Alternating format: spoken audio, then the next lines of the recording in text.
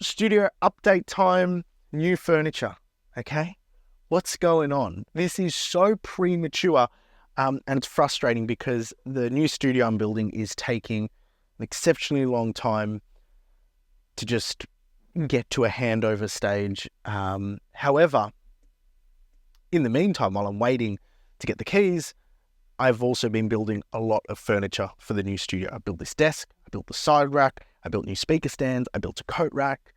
I just enjoy building things. So if you want to check me building out things, here's my Instagram where you can see it. I even built this huge diffuser. It's like over 100 kilos, but it is the most coolest diffuser ever.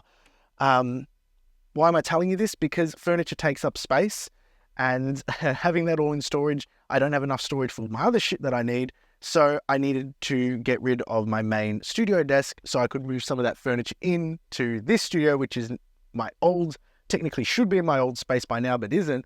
So I'm using that furniture prematurely. This was all furniture I built for the new space. It's not in the new space, it's here because I needed space to store things. And what have I got? I got a sit stand desk, which I think is the most coolest thing because I can just like press this button and the desk goes up. And obviously if I press the other button, it goes down. But the cool thing about this is when I'm actually trying to do my editing, prepping sessions and stuff, I don't have to be sitting on my ass all day. I can get up, stand up. It is so good for just my mobility and well-being and health. I can't rate it enough. Obviously, I wouldn't do a normal sit-stand desk. I bought the pedestal separately.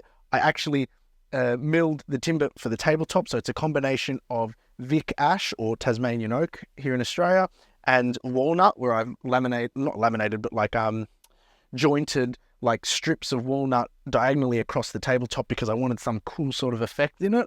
And then also my laptop arm here, which can also double as a monitor arm, I've recessed into the table so it's completely flush.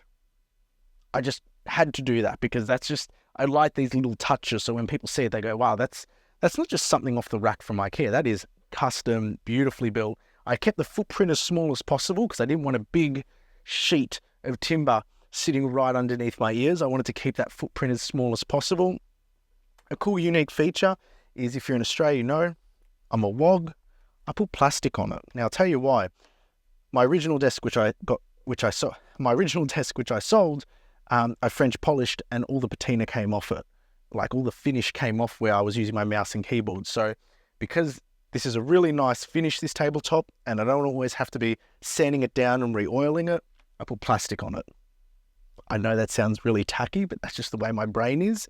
My old desk was so sad to see it go because I built it 10 years ago when I was 20 to 21. I was still really young. I built it and it went to this really cool producer based here in Melbourne. And here's the photo of it in his setup. And he was just the most lovely guy. And I'm so happy it's going to somebody who's creating really cool sounding records. And I was just following him on Instagram and he recently released a record on Friday. So you should go check that out. It's actually a really cool song. So yeah, it's just a little bit of my heart leaving the world there with that desk not being here anymore. It's a bit sad, but I got this new desk, which I love. The side rack, a lot of people said when I built it, the cable management is going to be a mess. Sort of yes, sort of no. I color matched all the cables. So anything in the right channel is red Megami. Anything on the left is blue Megami. I'll put a little note up here as to which cable I actually used. But using this cable was incredible because I didn't know it at the time. Because I was always one of these people, like if it's a cable, it connects. But my noise floor with the Megami cable is about 15 to 20 dB, way lower. Super clean.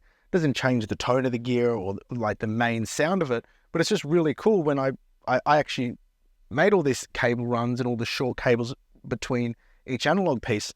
When I made them and then I put them in and then I tested everything was working on my system, I was like, wow, the noise floor is really low. So that was a really cool sort of find to find out. Some other things here. I got a new DAC, which I'm going to talk to you about in my next video because you're going to be so surprised. I was so surprised with this.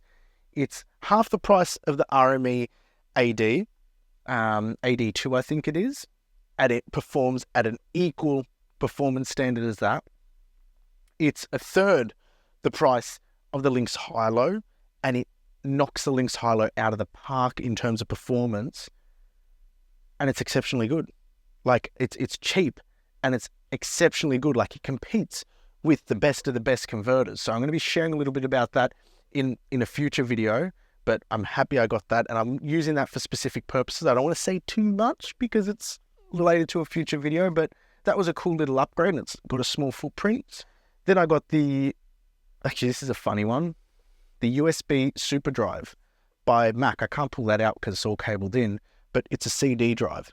Who would have thought? Why would I have a CD drive? Well, one of the labels I work with, they pinged me to do some vinyl remasters of an old record that they released back in 2010. And the only lossless files they had were the CDs themselves. So they mailed me out the CDs. So I get the WAV files off the CDs to work from.